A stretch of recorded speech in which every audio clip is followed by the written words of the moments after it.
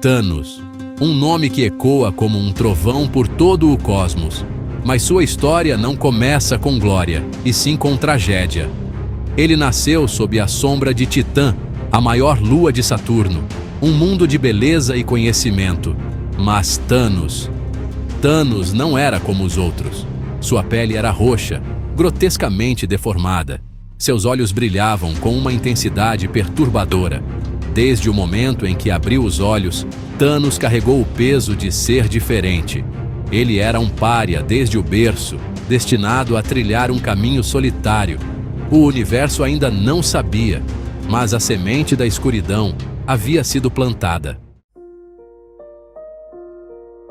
Sua mãe, Sui-San, era conhecida por sua beleza e gentileza, uma verdadeira musa. Mas quando olhou para Thanos pela primeira vez, viu apenas horror. Ela o rejeitou. O medo e a repulsa em seus olhos marcaram Thanos mais do que qualquer palavra poderia. Ele era um monstro, indigno do amor materno. Criado em isolamento, Thanos passou a infância vagando pelos jardins exuberantes de Titã, mas sempre à margem, como um fantasma, observando as outras crianças brincando à distância. Ele ansiava por aceitação, por um toque de afeto, por um abraço que o fizesse se sentir como uma criança normal. Mas a rejeição o seguia como uma sombra. Essa solidão corroeu seu espírito, plantando as sementes do ressentimento que cresciam a cada dia. Enquanto os outros titãs se maravilhavam com a beleza da vida, com o nascer do sol sobre os anéis de Saturno, Thanos era atraído pela escuridão. Ele se sentia mais confortável em cavernas escuras e frias do que sob o sol brilhante de Titã. Era como se a sombra o chamasse, o entendesse. Foi em um desses lugares sombrios, que lembravam o interior de uma catedral abandonada, que ele encontrou conforto pela primeira vez. Uma figura encapuzada apareceu para ele, falando em enigmas e prometendo poder. A figura falava da morte como uma amiga, uma libertação do sofrimento, um abraço frio e acolhedor. Thanos, faminto por conexão e cansado da dor da rejeição, se sentiu estranhamente atraído por aquelas palavras. A semente da escuridão em seu coração, antes adormecida, começou a germinar. A figura misteriosa, como um guia das trevas, levou Thanos para uma jornada perigosa dentro de uma caverna profunda.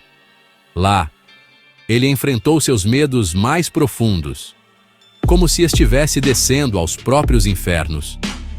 Animais selvagens o atacaram, e ele, pela primeira vez, sentiu o gosto metálico do próprio sangue. Mas ele não fugiu. Ele lutou, e ele gostou. A cada criatura que matava, Thanos se sentia mais forte, mais vivo, como se estivesse cumprindo um propósito.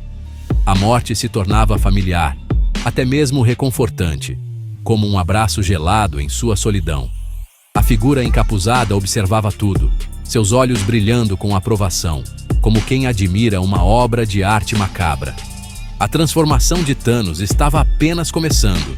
A promessa de poder sussurrada pela figura ecoava em seus pensamentos como um mantra profano. A adolescência chegou, e Thanos se tornou ainda mais isolado. Os outros titãs o temiam e o evitavam. Ele era visto como um pária, um monstro, o bode expiatório para todos os males. A raiva e o ressentimento cresciam dentro dele a cada dia, como ervas daninhas. Ele se refugiava em seus estudos, obcecado pela morte e pelo poder, buscando conhecimento como um faminto busca por comida.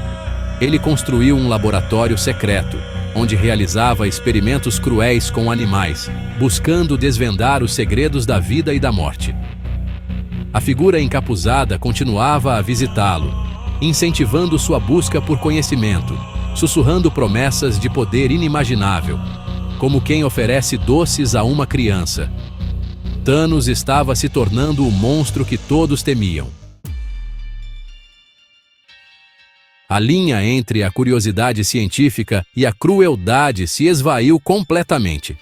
Thanos não se contentava mais em experimentar com animais. Ele ansiava por mais. Seus olhos se voltaram para aqueles que o rejeitaram, que o fizeram sofrer, seres de sua própria espécie. O primeiro assassinato foi rápido, quase indolor, como apagar uma vela. Mas a emoção que Thanos sentiu foi inebriante, como uma droga poderosa. Era o poder sobre a vida e a morte, a sensação de controlar o destino, de ser o maestro de um concerto macabro.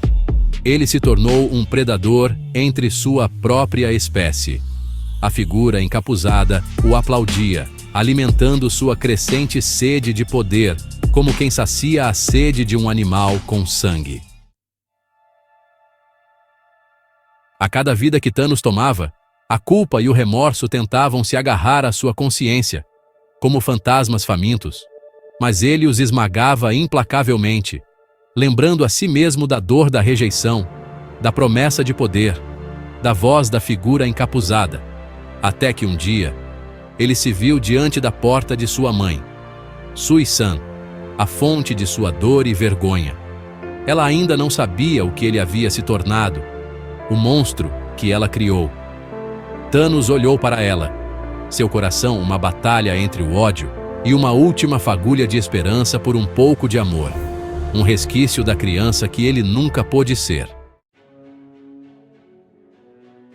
O encontro com sua mãe foi o ponto de ruptura, o rompimento da barragem.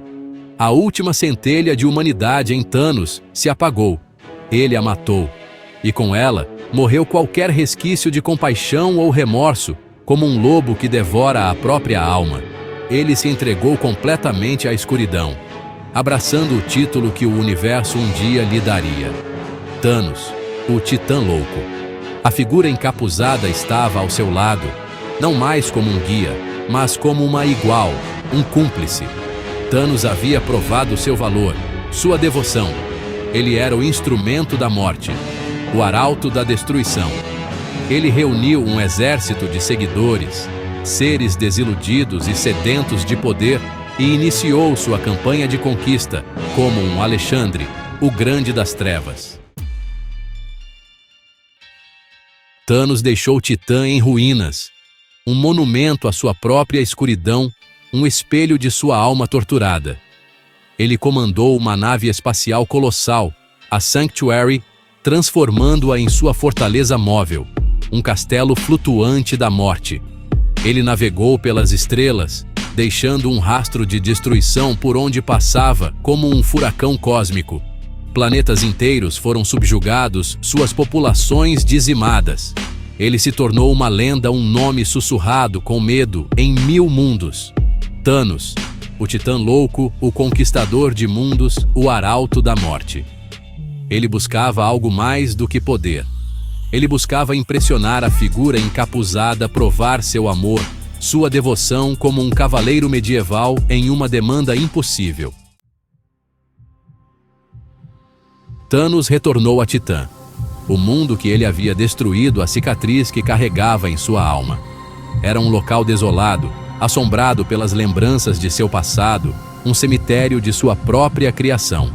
Ele trouxera consigo um presente para a figura encapuzada, as vidas de milhões, sacrificadas em seu nome, um buquê de horror e sofrimento. Ele acreditava que esse ato de devoção finalmente lhe traria o amor e a aceitação que ele sempre desejou, o abraço que nunca recebeu. A figura encapuzada observava tudo com um silêncio implacável, como uma estátua da morte. O destino do universo estava em jogo. O amor de um deus estava em jogo. Thanos, o Titã Louco, ajoelhado diante de sua amada, aguardava seu julgamento. Em um momento que ecoaria pela eternidade, a figura encapuzada finalmente falou. A voz era fria, desprovida de emoção, como o toque de uma lápide, mas para Thanos era a mais doce das melodias. Ela retirou o capuz, revelando sua verdadeira forma, a morte. Não como um conceito abstrato, mas como uma entidade viva, uma deusa com um poder inimaginável. Ela era a personificação da morte, a força motriz por trás de cada fim.